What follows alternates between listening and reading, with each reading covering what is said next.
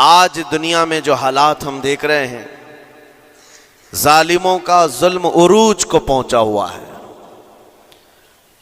اور قرآن پاک میں رب تعالیٰ نے ظالموں کی نشانیاں بھی بیان کی، ایسا نہیں کہ یہ پہلی مرتبہ ہوا ہے۔ اللہ تعالیٰ فرماتا ہے وَكَم مِّن قَرْيَةٍ أَهْلَكْنَاهَا، کتنی بستیاں ایسی ہیں جن کو ہم نے ہلاک کر دیا۔ رب تبارک و تعالیٰ نے ان کو ختم کر دیا کیونکہ وہ ظالم تھے۔ ظالموں کی بستیاں جو ہلاک ہوئیں، قرآن پاک میں 3 مثالیں آپ کو بتاتا ہوں۔ ایک نوح علیہ السلام کی امت اور ان کی آبادی، دوسری حضرت لوط علیہ السلام کی قوم، تیسری حضرت صالح علیہ السلام کی قوم۔ یہ تینوں قومیں ایسی ہیں، گناہ میں تو تھی لیکن غرور بہت زیادہ تھا، گھمنڈ بہت زیادہ تھا۔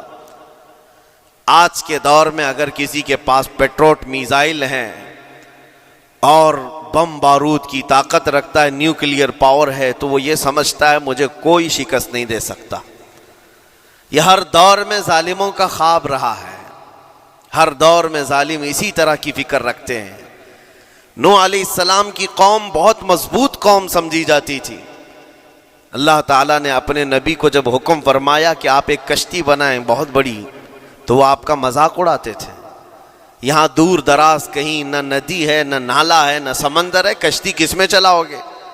اللہ کے نبی کو پتا تھا کہ عذاب آنے والا ہے، اور اپنے ایمان والوں کو آپ ڈرا بھی رہے تھے، لیکن کفار و مشرکین غرور و تکبر میں ایسے تھے، یہاں تک کہ نوح علیہ السلام نے اپنے بیٹے کو بلا کر کہا، جو کافر تھا، کہا میرے ساتھ آ جا، یا بنی ارکم معنا ولا تکن مع الکافرین، بیٹا ہمارے ساتھ آ جا، کافروں کے ساتھ مت جا۔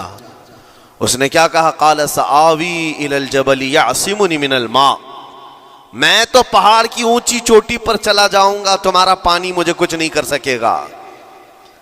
یہ اس وقت ظالموں کا خیال تھا، گمان تھا۔ پھر اللہ تعالیٰ قرآن پاک میں فرماتا ہے وَفَجَّرْنَا الْأَرْضَ عُيُونًا، ہم نے زمینوں کے سارے چشمے پھاڑ دیے، ہر جگہ سے پانی کے سوتے نکلے، اور پھر آسمان کے سارے دروازے کھول دیے۔ فَفَتَحْنَا أَبْوَابَ السَّمَاءِ بِمَاءٍ مُنْهَمِرٍ، اللہ فرماتا ہے آسمان کے سارے دروازے پانی کے کھول دیے، آسمانوں سے پانی اور زمینوں سے پانی۔ فَالْتَقَى الْمَاءُ عَلَى أَمْرٍ قَدْ قُدِرَ، سورہ قمر کی آیتیں ہیں، رب تعالیٰ فرماتا ہے پانی اتنا بڑھ گیا کہ جو رب تبارک و تعالیٰ کی طے کی ہوئی معینہ نشانی تھی وہاں تک جا کر پانی مل گیا، روئے زمین پر کوئی باقی نہ رہا سوائے حضرت نوح علیہ السلام کی کشتی کے، کوئی نہیں باقی رہا۔ جب یہ پانی پھیل گیا، کیا پہاڑوں کی چوٹیاں، کیا محلوں کی اونچائیاں، سب غرق ہو گئے، اور وہ جبابرہ، وہ قوت کے بادشاہ جو کہتے تھے ہمارا کوئی کچھ نہیں بگاڑ سکے گا، سڑ گئے پانیوں میں۔ صرف پانی اللہ تعالیٰ بھیج دے تو انسان اسے روک نہیں سکتا، عذاب الہی کو کیسے روک سکے گا؟ دوسری گھمنڈی قوم، غرور میں مبتلا قوم تھی حضرت لوط علیہ السلام کی قوم، جو بدکاریوں میں ملوث تھے۔ اللہ کا جب عذاب آیا تو قرآن پاک میں رب تعالیٰ فرماتا ہے وَأَمْطَرْنَا عَلَيْهِمْ حِجَارَةً مِّن سِجِّيلٍ، نوکیلے پتھروں کی ہم نے ان پر بارش کی۔ فَجَعَلْنَا عَالِيَهَا سَافِلَهَا، ان کی اونچائیوں کو اٹھا کر کے نیچے پلٹ دیا گیا، زمین کو فرشتوں نے اوپر تک اٹھایا اور اس کے بعد پلٹ دیا۔ یہ پوری بستی غرق ہو گئی، ختم ہو گئی۔ یہ بستی بھی وہی تھی جس کو حضرت لوط علیہ السلام بار بار تنبیہ کرتے تھے کہ ظلم سے بچو، ظلم سے بچو، ظلم اللہ کے عذاب کو دعوت دیتا ہے، لیکن وہ مذاق اڑاتے تھے، اور جب ہلاک و برباد ہو گئے، ختم ہو گئے، ان کی نشانیاں بھی باقی نہیں رہی۔ وہ پتھروں کی بارشیں کہاں ہوئی تھی واللہ عالم، لیکن میرے عزیزو ہم نے دیکھا ہے جہاں یہ قوم آباد تھی اس علاقے کو آج بتایا جاتا ہے وہ جارڈن کا علاقہ تھا، بحر مردار جہاں پر آج باقی ہے، ڈیڈ سی۔ میں خود سفر پر دیکھا جارڈن کی ایک سرزمین پر گاڑی چلتی جا رہی ہے اور کالے کالے پتھر، جہاں تک نظر کرو صرف پتھر ہی پتھر ہیں، بہت نوکیلے۔ ایسے پتھر میں نے دنیا میں دوسری جگہوں پر نہیں دیکھا۔ آج بھی اسی طرح سے باقی تقریباً 100 کلومیٹر 150 کلومیٹر تک صرف پتھر ہی ہے، بیچ میں صرف ایک روڈ جاتا ہے، اس کے بعد نہ کوئی درخت دکھتا ہے، نہ کوئی عمارت ہے، نہ کوئی پہاڑ ہے، صرف پتھروں کا صحرا ہے۔ آج کی اس صدی میں دیکھ کر کے ان پتھروں کو ہیبت طاری ہو جاتی ہے۔ جس وقت وہ برسے ہوں گے ان کی حالت کیا ہوگی؟ اور میں یہ نہیں کہتا بالضبط کہ یہ وہی پتھر ہیں جو برسے تھے، واللہ عالم، لیکن میرے عزیزوں نشانیاں آج بھی عذاب الہی کی موجود ہیں۔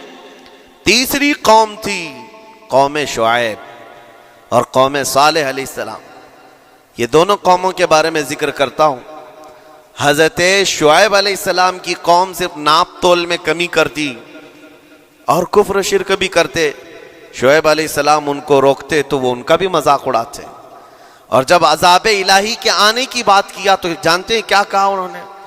یہ وہ قوم تھی جو پتھروں کو تراش کر کے گھر بنا لیتے تھے، یعنی پورے کے پورے پہاڑ کو، پتھروں کا جو پہاڑ ہوتا ہے اس کو تراشتے تھے، اور ایک آدمی کا ایک گھر ایک پہاڑ۔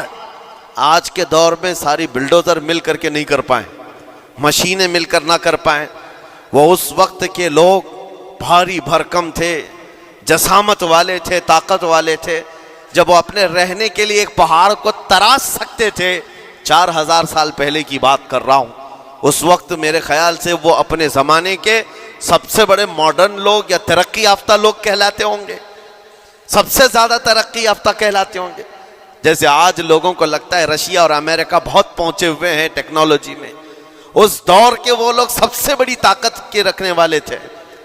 جب حضرت شعیب علیہ السلام نے ان کو اللہ کے عذاب سے ڈرایا تو کیا کہتے تھے؟ عذاب وہی نا جو نوح علیہ السلام کی قوم میں آیا تھا، بارش آ گئی تھی، زمین سے پانی نکل گیا تھا تو پانی بہت ہو گیا تھا، یا پھر وہ جو لوط علیہ السلام کی قوم پر آیا، پتھروں کی بارش، یا پھر ہواؤں کا عذاب۔ اگر یہ تینوں بھی آئیں تب بھی ہمارے ان پہاڑوں کے گھروں کو نقصان نہیں کر سکیں گے، ان کا اتنا غرور تھا۔ اگر پانی بھی آ جائے سمندروں کا، یا ہوا بھی تیز چلے، یا پتھروں کی بارش ہو، ہم تو بہت محفوظ قلعوں میں ہیں۔ اندازہ کرو میرے عزیزو، 3000 4000 سال کے بعد آج تک مدائن صالح اور الاولا سٹی نام سے سعودی میں موجود ہے، ابھی تک وہ گھر موجود ہیں، تو اس زمانے میں کتنے مضبوط رہے ہوں گے؟ پتہ نہیں 3000 سالوں میں کتنے طوفان آئے، کتنے سیلاب آئے، لیکن ابھی تک وہ پہاڑوں کے گھر موجود ہیں، تو اس زمانے میں کتنے طاقتور ہوں گے۔ ان کا نشہ آسمان پر تھا، غرور چڑھ کر کے بول رہا تھا، کہتے تھے کہ اگر اس طرح کے عذابات آ بھی گئے تو ہمارا کچھ نقصان نہیں ہوگا۔ کون سا؟ نوح علیہ السلام کی قوم کا عذاب آ جائے، لوط علیہ السلام کی قوم کا عذاب آ جائے، یا پھر شعیب علیہ السلام کی قوم کا عذاب آ جائے، یہ صالح علیہ السلام کی قوم کی بات کر رہا ہوں۔ تو پھر ہوا کیا؟ اللہ کے نبیوں نے انہیں ڈرایا اللہ کے عذاب سے، باز آ جاؤ، اللہ وحدہ لا شریک کی طرف جھک جاؤ۔ وہ اکڑ تھی، غرور تھا کہ نبیوں کا مذاق کرتے۔ پھر ہوا کیا؟ قرآن کہتا ہے صرف ایک فرشتے کو اللہ تعالیٰ نے زمین پر اتارا، ایک فرشتے کو اتارا، اور اس کے بعد اس فرشتے نے ایک چنگھاڑ لگائی، ایک آواز کی، ایک آواز، صرف فرشتے کی ایک آواز ایسی تھی کہ جتنے اپنے مضبوط قلعوں میں گھروں میں موجود تھے، اس آواز کی ہیبت سے ان کا بھیجا کانوں سے باہر نکل آیا تھا۔ اور صبح کے وقت جب اس بستی میں جا کر کے دیکھیں تو سب کے سب اوندھے منہ گرے ہوئے تھے، ایک بھی اس میں سے بچا ہوا نہیں تھا۔ نہ نوح علیہ السلام کا طوفان آیا، نہ لوط علیہ السلام کی قوم پر برسنے والے پتھروں کا عذاب آیا، نہ ہی ہوائیں چلائی گئیں۔ ایک فرشتے کو بھیج کر رب تعالیٰ نے اپنی قدرت کا مظاہرہ فرمایا۔ اللہ کے کروڑوں اربوں لا تعداد فرشتے ہیں، ایک فرشتے کی طاقت ایسی ہے کہ اگر وہ اپنی آواز نکالے تو تمہارے کانوں سے بھیجا باہر نکل آئے۔ اللہ وحدہ لا شریک، وہ حی و قیوم کل بھی تھا اور آج بھی ہے۔